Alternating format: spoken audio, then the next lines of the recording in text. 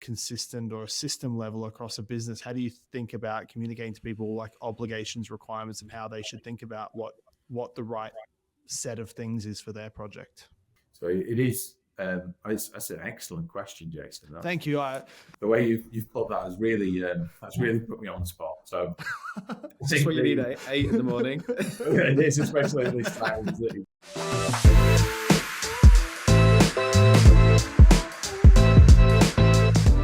Welcome back to the Off-Site Podcast. I am Jason Lancini, joined once again by Carlos Cavallo, and today we are joined by Martin Roby, an extremely experienced and respected head of planning in UK major construction. Currently head of planning inside of Volker, Fitzpatrick and Volker, Stevan in the UK, and previously at Balfour Beatty and worked at contractors like BAM. To add some personal framing here before I welcome Martin, in the work that we do with lots of different contractors around the world and working with their projects as well as folks across the projects, as you interact with folks across a company, I think you can quickly tell who in different executive or leadership roles have the earned respect of the wider business, and Martin definitely sits in that category. So very stoked and honored to have Martin join, mate. Thank you very much. I'm almost speechless at that kind of thing. That's tough for a podcast, I'll tell you that. I mean, I couldn't have written that any better myself. No, thank you very much for that introduction, and thanks for having me on. Good morning. I'm not even going to faff around with a lot of setup here, and I know it's a topic that we've talked about, and you've talked about offline. So the topic du jour of today is really easy. Who owns planning on a project? Well, how long have we got again? We can edit it down. We'll do the quick notes version. We definitely go for a few weeks on this one. So I think it's quite a big question, and if we're going to really dive into it, I think you could say, depending on the level of program we're talking about, but everyone's responsible for program, for planning, the whole business, every project, right from top down, does the planning, but it's just at the event horizons that we're talking about. It's just about the density of the detail and the ownership that goes into it. And I think it's sometimes misunderstood. So I sit in the planning department, so we are accountable. We're responsible for the program, for the planning element, the many things. But when it actually comes to the delivery, the project team absolutely need to have that accountability and ownership at those different levels. So it's often misunderstood, I would say, throughout our industry, and the ownership tends to just go towards the planning. The number of times we hear it that that your program, as in the planner, and it's really about re-educating. I think re-education, getting people to really understand their levels of accountability. I wonder if there's a nuance there that I hadn't thought about. You mentioned that everyone in the business is responsible for program, and as a contracting business, the job is to try and turn up, deliver the thing on time and under a budget.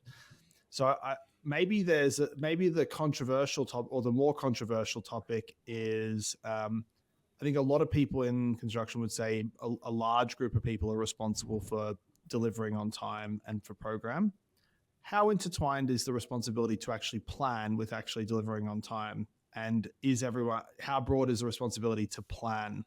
Ooh, well, I think it depends on the levels that you go to. So if we take it, we go from sort of the contract program.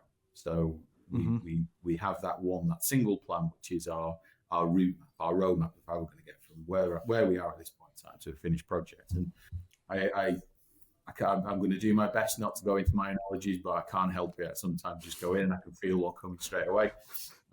So the way I describe it is like our sat-nav. So the way the program, the planning element, so the stuff that we as planning deliver, or our role is like the sat-nav for the business. So we've got all the information, we've got the tool sets, but then what we need to do as a team is define the route map that we want to get to.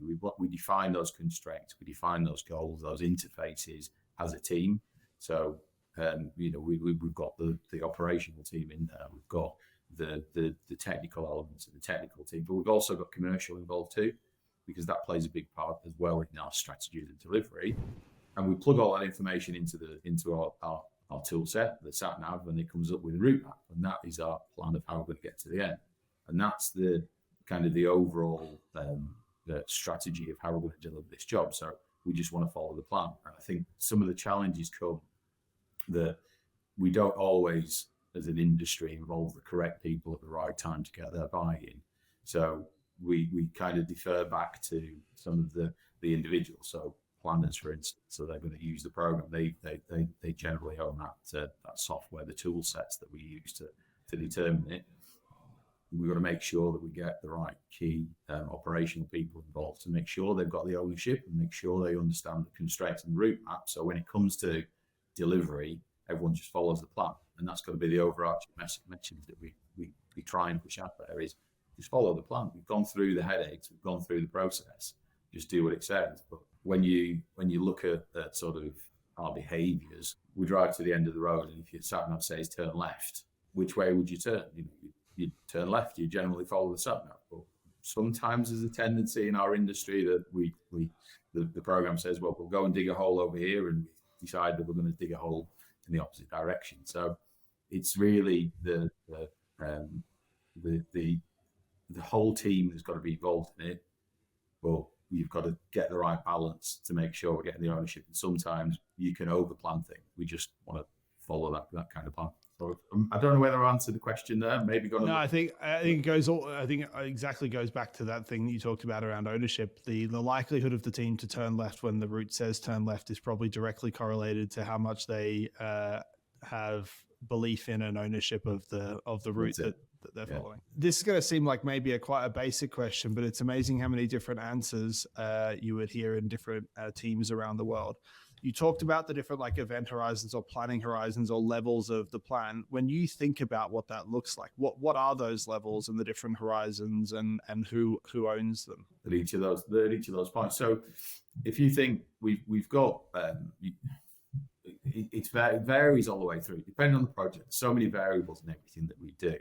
And I think on the planning side it's never going to be perfect, but there's an overarching principle about where we want to roll and really get our accountability. So if we're looking at a project delivery or a contract level program, which determines where we are to the end of the project, that ownership and that accountability absolutely has got to be the project leads. Mm-hmm.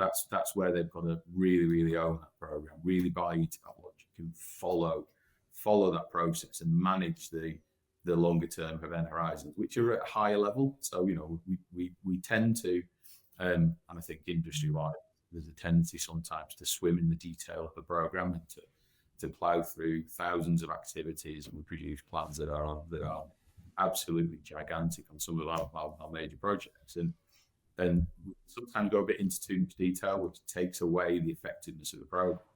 And so that is definitely, I think, sits with that project lead. But you've got the planner who will help in deliver that and manage it. So accountability sits with the project lead. Responsibility sits with planning, with the planner at that high level. And it's a very fine balance sometimes. The accountability and responsibility, sometimes we miss it a little bit. And then if we just do a quick skip right down to the bottom end about when does a program stop becoming a program and a plan to actually a commitment to deliver? So you're supposed to plan to commit to deliver. Yeah. And as we get into that bottom end, and that's got to be every individual with a commitment on that plan effectively for that next 5 days. So I'd say as a broad thing, we've got that weekly plan around the event horizons of let's sit down and agree what we're going to do for that next week's work. And go and deliver those things. And everybody understands that these are the things that we're going to deliver. And if we talk, we talk about last planner, we talk about all different methodologies that are within the planning side. But it's 5 days worth of work. We should be able to commit to those 5 days. And so everybody's involved in that as a whole team. We've got a commitment, we've got a granularity of output and requirement. And then we just go and do what that says. So it almost changes from a plan into a commitment, an action list. And then there's the sub-level from there on the day-to-day delivery, the day-to-day. who in your mind is best to own that plan for the 5 or 7 days, depending on the calendar, the projects? It's got to be the individual to do that. You've got to roll up to a certain level, but depending on your structure, but that might be the senior engineers or the agents who are responsible for their little sections, and they've got the team delivery. So I think that ownership sits with them, the accountability, but they've got that target of the contract program that they're trying to achieve, the output, the productivity.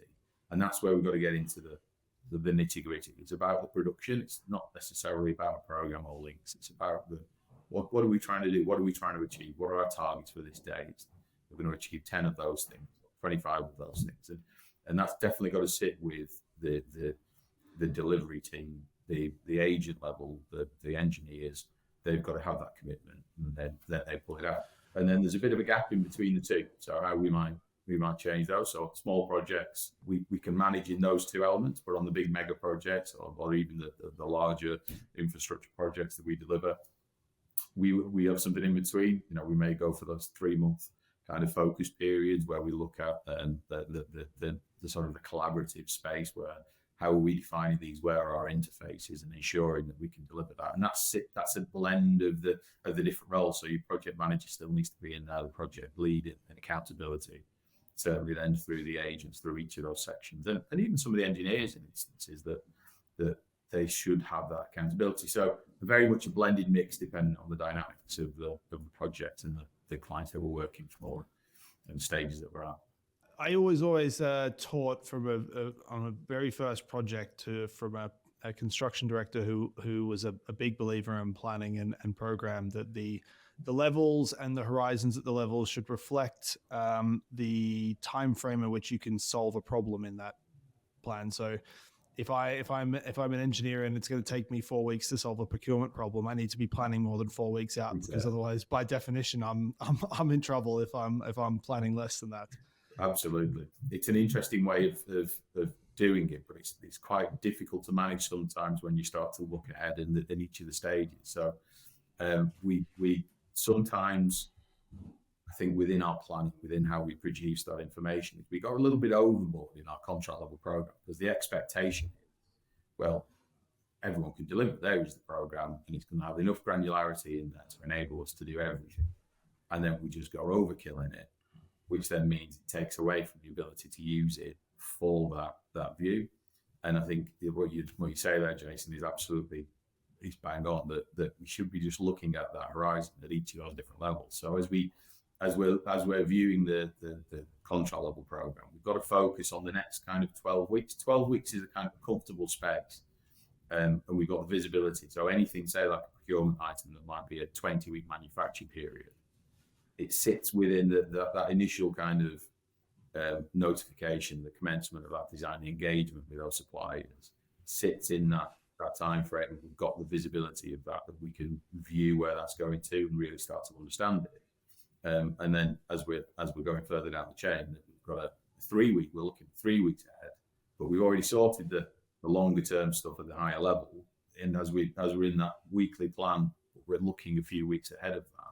It gives us the ability to not overkill on the level of detail, not overdo it for the engineers who will be doing the programs, but there's enough notice in there for things that are going to be delivered or we need to do a couple of weeks in advance before we get to that point in time. So maybe a call off of some simple materials that are on that short call off. But yeah, it is all around that the distance, the event horizons for the periods, to make sure that we don't miss those trips, because we do. And I think it is an industry wide thing. When you look at the figures, if we collate the figures, I'd love to see the data about the industry wide, the honest data about the number of times that we've delayed activities because we've not been ready, not been in there, we've not got to them, we've not had the materials or the plants available because we've not ordered it in time on the short turnaround.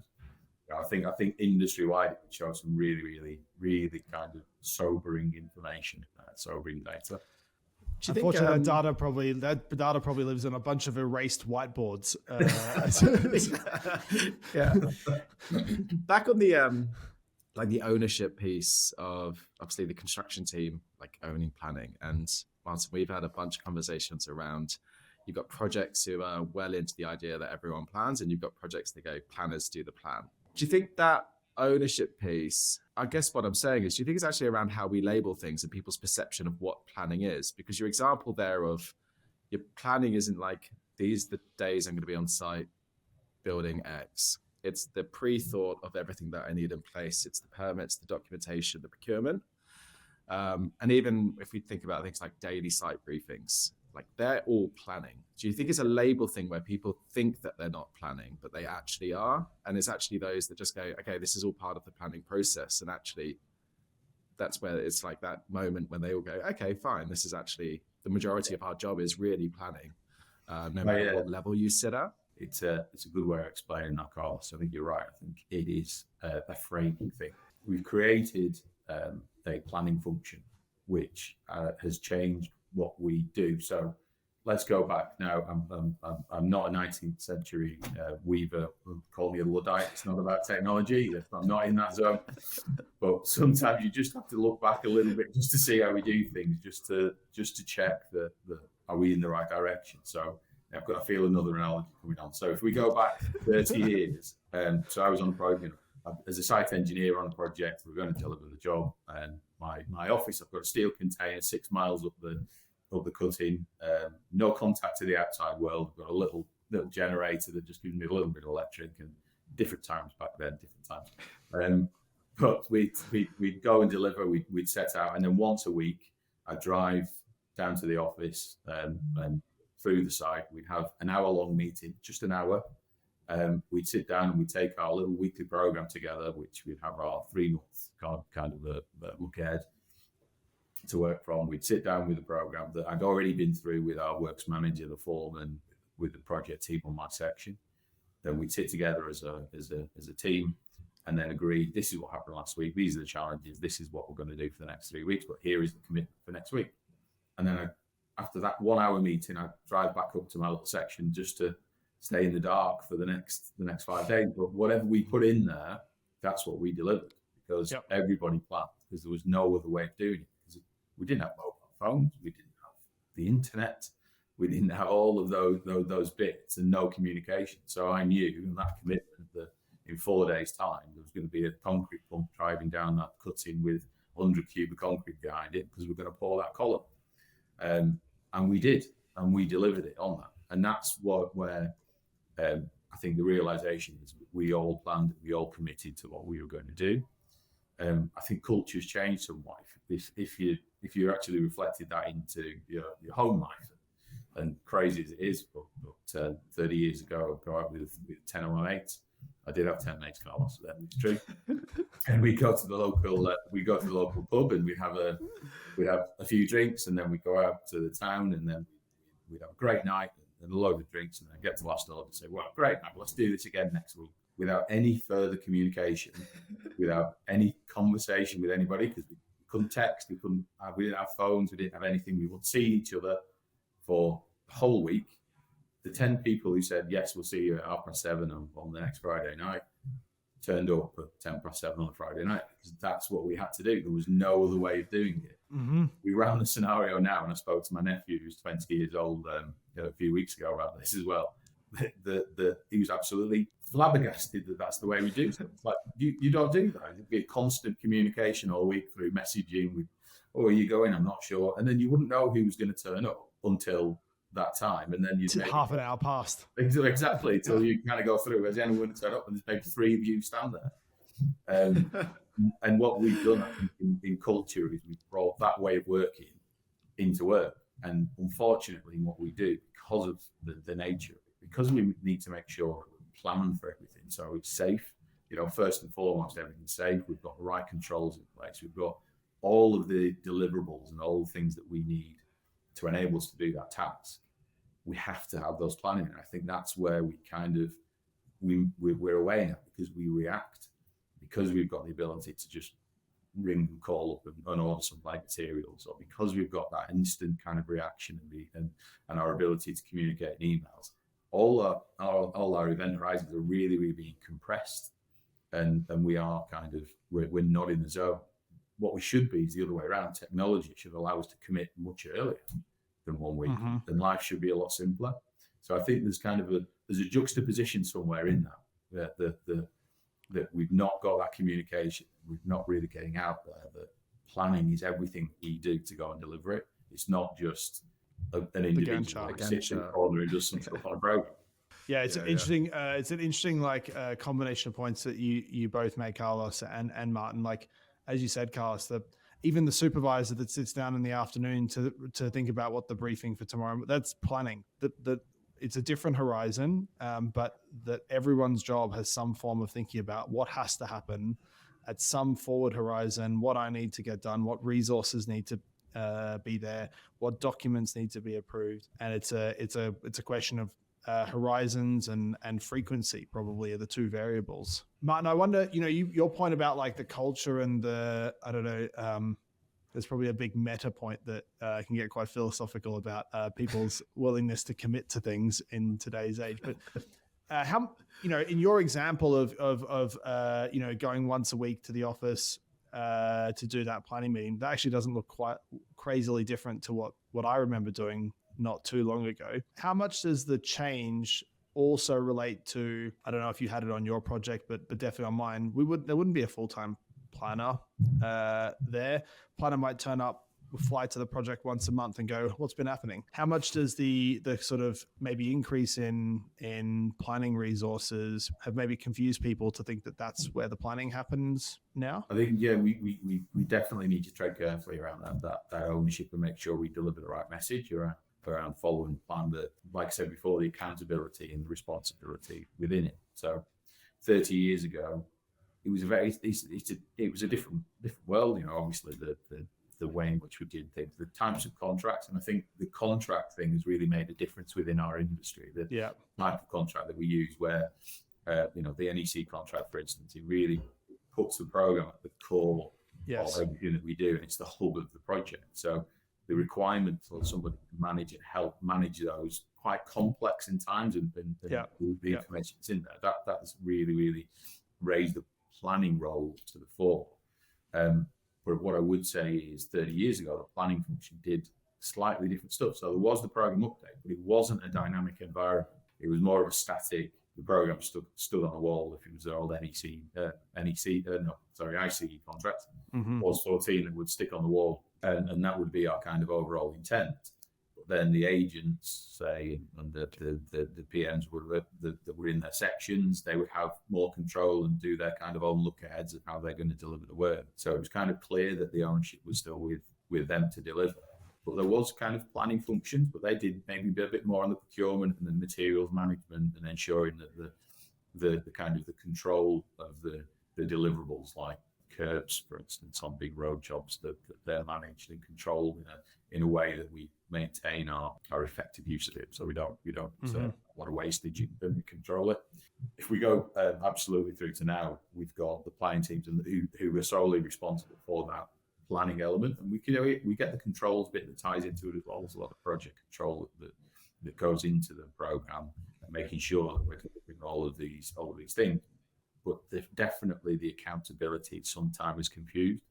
When you start looking at the delivery of that responsibility, and like I said before, we do well in our business now around making sure that the accountability is clear, that it's our project leads that really own them. Certainly in previous experiences that I've had in our industry, there's always been that thing around, well, it's your program, and what does your program look like, and it's there is a confusion out there that I'm going, this isn't your program.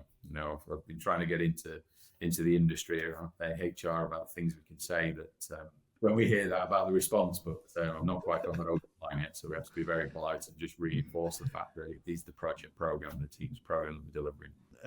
Summarizing some of what we said right at the start, there's this overall master schedule to completion that is the route to use your analogy, and then almost every project seems like they need that plan for the next 5 or 7 days, and that's a requirement. And then there's something on this day to day, and then it seemed like there was a horses for courses or some flexibility of what the middle looks like. If I think about common friction or pushback to like very strict last planner, for example, is it's like a one size fits all and might be overkill for one project, might be underkill for another. In the role of head of planning, and you're trying to think about at a consistent or a system level across a business, how do you think about communicating to people like obligations, requirements, and how they should think about what the right set of things is for their project?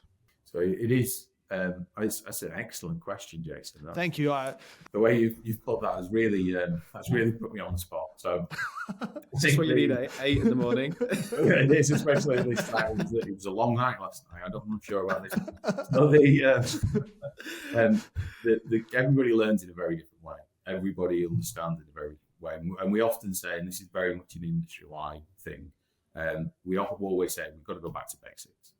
Let's go back to basics. But I think we're kind of missing the point a little bit there. It's not back to basics. It's actually, we need to reinstate what the basics are, because by saying back to basics, we're inferring that people have done it before. But we've got generations of people in our industry now who've never experienced these things. And I think that's something that we often overlook. We just presume that, well, this is how we're going to roll out, and this is the expectation that we want you to do. So what I try and do is really understand people that we're dealing with.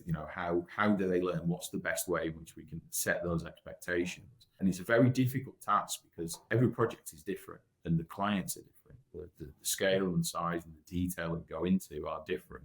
And it's a bit of a different world now as well, because I know I said I'll come. It's a bit like Billy Connolly. I'll start off on one thing and I will finish at the answer the question. So if we look at we were talking about this recently, Carlos, when we were around, the way in which we engage with people, the way in which we try to roll out is it's very different. So we've got to look at getting the clarity of the expectation around how you're going to do that planning, around how you're going to really link that information out there, and how we detail the training and experience for the individual. So if we go, I'm probably losing my track a little bit on this one, but if you look at the it's par for the course for me, so that's fine. It's really, there was a lot of conversation going on last night around Christmas and the whole thing and the whole planning around delivering it. So I'm constantly thinking about the Christmas side of stuff. So the engagement of the individual. So we've got to look at how I roll that out to the team. So it's around functioning and structuring sort of the standard way in which the expectations are from a business point of view. So this is the expectation that we want you to do. This is how we then want you to roll it out, and we've got to make sure that we engage with the process. So it's clarity on process, it's clarity on expectations. We walk them through and walk the teams in that. That's the approach that we go through, is walk the teams through setting the expectations, setting the value that they get from that as well. And I think that's something that we often miss, is we don't tangibly give the teams the understanding of what value they're going to get from this, how this improves their lives, how this makes things better for them. And then we really push that into then the tool sets. And it's a very different kind of culture where we are, going back to the days of past, throwing a pen and a piece of paper and drawing it out. And it was awkward to do those things. So we wanted to commit because we didn't want to rub it out and redo it again. And so the tool set doesn't really give them the answer and really allow them to do the planning. It's the understanding behind it. But there's a fourth element to it that really makes a difference, which is the want. And that's sometimes embedded in the process. Is if the want isn't there, then the whole process can fail and we end up not in that zone and not really developing and delivering. So how I'd roll that out and how we engage with our teams is really, we'll give them the understanding of why we do it. We actually set the process, the expectations, and we can give them the tool sets to use to really make this effective and engage and collaborate. But we really focus on the want and really why you want to do that, and really getting that embedded in their culture of really, this is part of the day-to-day stuff. I want to do this because I'm going to get a benefit from it. It's going to make my life easier, and it's going to give a bit of headspace. When we go into the thing, we as a kind of an industry, we enjoy the thrill, the adrenaline rush of solving issues. We like that thing. Well, we've got a problem. Everyone rush in. Let's go through it. And at the end of the day, we say, brilliant, we've solved that problem. But the problem in the first place is because we didn't plan or deliver the program. Mm-hmm. And almost, you almost get to the point of, I want to make everybody's lives a little bit boring. We don't want to have that adrenaline rush. We don't want to go into that zone because we don't need it. We want to give that headspace. So the headspace, which is all about the reaction, we get that time back, and everybody's lives are a little bit easier and a little bit better, and we can focus more on our safety, we can focus more on our quality, we can focus more on our delivery. And so it's really that kind of underpinning behavior side, which I think is a big challenge that we've got to try and do. But it all goes around establishing the basics, teaching everybody what they need to do, and really going down that route. It sounds like there's an element, if I try to play back as well, there's an element of like alignment on the why, or what we're trying to achieve as a business and people's roles. There's some clarity and responsibility around outcomes, but maybe some flexibility on like means and methods to get there, rather than the opposite, which is like rigidity on the the means and methods, and then people not knowing why the hell they're doing the thing. If I was to summarize what I think you said. Yeah, that's it. Good summary. Like the exciting thing is the fire that's burning now. And it's quite boring to think about problems in 6 months. And if we actually think about the whole process, is we've got more and more concentration of people, like their thinking and eyes on what's happening today, and then this week, and then next week, and then 6 weeks, 12 weeks to the program. So the biggest win or gain you can have, if you talk to, say, a design team, is you can make the biggest impact by doing something 5 years before, but we're actually drawing all the resource towards the thing that's happening this week. Yeah. So that's almost destroying your ability to, isn't it? Yeah, it doesn't work, and it is when you have that platform. There was now this is going to be a challenge to see if I can remember it, but there was a television show back in the 80s where within he came up with a quote, and it was like, planning is an unnatural process. It's much better to react to things on a day-to-day basis rather than have days preceded by worry and depression around how things are going to go. So in around that quotation, what he's trying to get out there is that if we plan, then you've got a plan and a commitment that we need to go and deliver, and you can worry about that plan. If you don't plan, then you don't worry about the stuff, and then when it fails, it's a complete surprise. And that's kind of a thing that we've got to get out of, is that we almost normalize failure. We normalize that there's going to be an issue and we can react to it. And that's where I think the ownership of that planning and who is accountable for the planning is really, really a key message. We've got to get that out there, that it really is about delivering that program, that we've got that commitment, and we don't need to worry about it because it's planned and everyone's going to follow it. Producer Olu's come up with the goods here. So apparently, is it The Troubleshooter with Sir John Harvey Jones? That's it. That is it. Yes. That is it. Perfect. Come up with the goods. Yeah. One thing that you were saying that brought back a ton of memories for me, Martin, is that idea that like planning, suddenly, there's something that can go wrong and you're responsible for that plan. And it can be perceived to be almost safer just to like, not disassociate is probably not the right word, but to not have the plan. I think if I reflect on my formative years in the industry, and the thing that probably shaped the want and the need to plan was early construction managers and project managers that had zero time for people with no plan, and really drilled that as the culture of being totally surprised by something going wrong that in the end was probably very obvious that was going to go wrong. That's the thing that you have to like stamp out or drive in terms of a culture, as opposed to the person that had a plan and something did go wrong on the plan and we action it and we fix it. It's amazing how much it just comes back to culture pretty much. It really does. Yeah, it really, really does. And I think that, we often say that, and I think something that always comes out is the plan was wrong, the program was wrong. And actually, what I would argue is that the plan is never wrong, because it's based on the concept of what you've taken into account at that point in time. Really, where we go wrong is we don't understand the stuff that's behind it. So we don't understand why we've got a particular series of the logic that's within the program. we don't understand that there's like a critical constraint that sits behind it. And that's what's kind of driving it. Or we've got a duration of an activity that we're building into it. That's based on a level of resource and output and a risk element to it. And we don't understand what that is. We just presume it's wrong, going from there. So it's really that clear understanding. And that's where the ownership is they go back into the full team so they understand everything that's within there. And that's something that we really focus on around that communication at that level of detail, the communication of all the stuff that goes behind it. The program isn't, and planning isn't just a Gantt chart that sits on a wall or sits in a piece of software somewhere that we visually keep ourselves busy and changing on a monthly basis. It's all of the stuff that goes with it. It's all of the detail, the schedules of how we're going to deliver stuff, the method statement schedules, our procurement schedules. It's the narratives that go behind it. It's our sketches. It's our short-term stuff. It's the day-to-day briefing. That's all the planning that kind of goes into it. Yeah.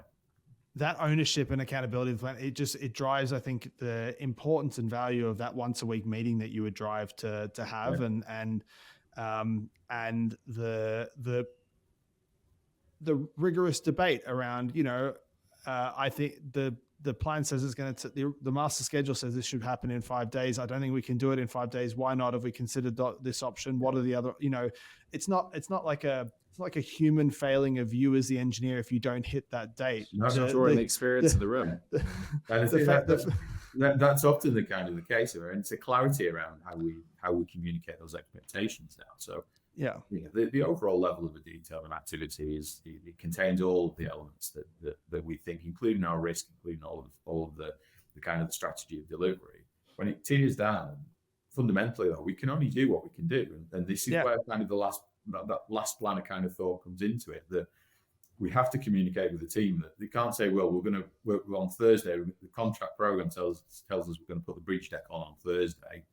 And as of Monday, we still haven't built foundations. That's not going to happen. We can't expect, and we absolutely shouldn't expect our project team to say, well, we must plan that because this is what the contract program says. It's got to be a reality that we go out and at least we understand where we're going to. And that's kind of a real key part of that planning process and the ownership of that project team. And I'm quite passionate about that getting that right and helping the teams kind of go and deliver it, because it really will make their lives so much better and so much easier. Yeah, it's almost like the failing of someone in the delivery team isn't not hitting the master schedule dates. It's not having the plan of how we're going to get there as quickly as possible. That's it. And likewise, we often have to caveat it. We always caveat it with the fact that doesn't mean that it's fine that if you fail to achieve what you committed to do. It's about getting the commitments. It's delivering on those commitments. Yeah, and it's got to be right, and we've got to go and deliver.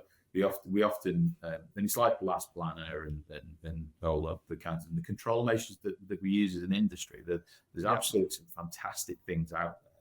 We've got to use them in the right circumstances and the right expectations. We often use them in places where doesn't really give us the answer, and it has an almost negative impact on having that clarity of plan and being able to deliver it, because we set an expectations that you must do these things even when it's maybe a little bit impossible, and that impacts that ownership of the plan, that impacts the delivery. So it's a real kind of area that we need to protect and really kind of engage with. Yeah, 100%. A lot of what we've spoken about today is around behaviors, and obviously behaviors are really often driven from leadership. Yeah. Do you think with something as core as planning and how projects operate, like if a team is interviewing a project manager, would you be talking through what's your ethos behind how you run a project and planning and ownership and that sort of thing? Does that tie in at that level so that you're pulling people into projects that are aligned with how you and the business operate? Or do you think that's typically secondary because we're relatively resource constrained industry? Do you hire people and then you're trying to backfit this behavior and way of working? I think the utopia is absolutely be zone of that is a core skill that we look after from the project leads, from the project delivery. Our industry, we're not flush with the competence and the people, but it is something definitely that is part of those communications, part of that conversation that goes on there. but we're really focusing on that delivery as well, and that training and expectations, because definitely within the project manager side of things, we've got, like I said before, we've got people going into the positions that never experienced things before, and I think I'm going to say fortunate enough. I'm not sure whether fortunate enough is the right answer. It means I'm old, but I learned in the non-digital world, in the analog world, that I've kind of developed my career in the digital world. So I've almost bridged the two bits. So I've done it all manually before, but now I can use the technology and understand it. But because of that, I think it clicks in my brain, because I can understand the things that the reasons why and what benefit it brings. And when we look at the kind of the new generations coming up through the training, not experienced the analog, and at risk of sounding like a Luddite again, sometimes though that analog side of things really gives you the understanding of why we're doing these things. Because I think a lot of stuff we're just doing it because we used to do it, but we're not explaining why. So there's definitely a training bit that comes into that thing with the project leaders and the project managers around, here is that benefit, here is your tangible benefit you're going to get from it. So we'd love everybody to be at that level.